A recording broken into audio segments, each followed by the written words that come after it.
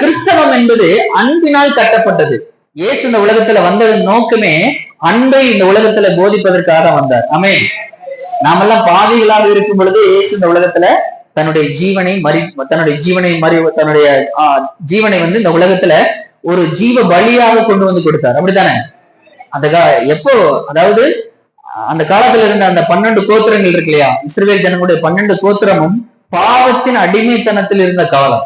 அப்ப இந்த பாவத்தின் பிடியில இருக்கும் பொழுது தேவனானவர் தன்னுடைய ஒரே பேரான குமாரனை ஜீவ பலியாக இந்த உலகத்துல நமக்காக ஒப்பு கொடுத்தார். நம்முடைய பாவங்களை மன்னிப்பதற்காக, நம்மை மீட்பதற்காக, இந்த உலகத்தில் இருந்து நம்ம பாவத்தின் அடிமைத்தனத்தில் மீட்பதற்காக பிதாவாகிய தேவன் தன்னுடைய ஒரே பேரான குமாரனை இந்த உலகத்திலே ஜீவ பலியாக கொடுத்தார். ஆமென். அதுக்கு என்ன காரணம்னா ஒரே ஒரு காரணம் தான், தேவன் நம் மீது கொண்ட அன்பின் நிமித்தம். அல்லேலூயா. அப்ப தேவன் நம் மீது கொண்ட அன்பின் நிமித்தம் தன்னுடைய ஒரே பேரான குமாரனை ஜீவ பலியாக இந்த உலகத்திலே ஒப்பு கொடுத்தார். உங்களிடமிருந்து அவர் எதிர்பார்க்கிறதும் அந்த ஒரே ஒரு அன்பை மாத்திரம்தான்.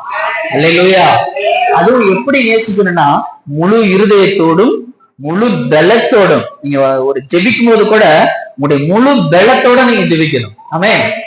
அந்த முழு இருதயத்தோடும், உங்களுடைய இருதயம் முழுவதும் தேவனை நோக்கி மாத்திரம் இருக்கணும்.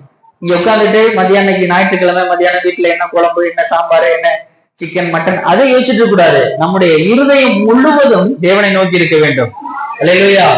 வீட்டுல ஜெபிக்கும் போது மட்டும், வீட்டுல ஜெபிக்கும் போது அப்படித்தான், உட்காந்து ஜெபம் பண்ணிட்டு இருக்கும் போது மொபைல் எடுக்கணும்ன்றது, உட்காந்து எவனாவது மெசேஜ் அனுப்பிச்சானா, இல்ல இடையில ஜெபம் பண்ணிட்டு இருக்கும் போது இடையில போன் அட்டன் பண்ணி நான் ஜெபிச்சிட்டு இருக்கேன் கூப்பிடுறேன்னு சொல்றது, இதெல்லாம் என்ன பண்ணக்கூடாது? உங்களுடைய முழு இருதயமும் எதை நோக்கி இருக்கணும்? பரலோக ராஜ்யத்தை நோக்கி இருக்க வேண்டும். அல்லேலூயா. அந்த 1 மணி நேரம் அப்படின்னா 1 மணி நேரம் சரி, இல்ல அரை மணி நேரமோ முழுமையா அவருக்காக நம்ம ஒப்பு கொடுத்துடணும். அந்த டைம்ல எல்லாம் மொபைல் என்ன பண்ண கூடாது, மொபைல சைலண்ட்ல போட்டு ஓரமா வச்சிடணும். அப்ப நம்முடைய அந்த முழு இருதயமும் கர்த்தரை நோக்கி, அவரை நோக்கி நாம் ஜெபிக்கும் பொழுது அந்த முழு இருதயமும் தேவனோடு ஒன்றி இருக்கும். அல்லேலூயா. அப்ப முழு இருதயம், உடைய முழு சிந்தனை, உடைய முழு பலம், உங்களுடைய முழு ஆத்மா.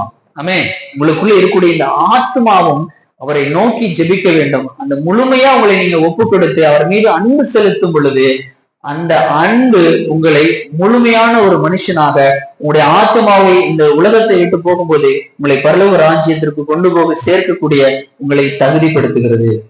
அல்லேலூயா. அப்போ அவர் வேற எதுவுமே கேட்கல.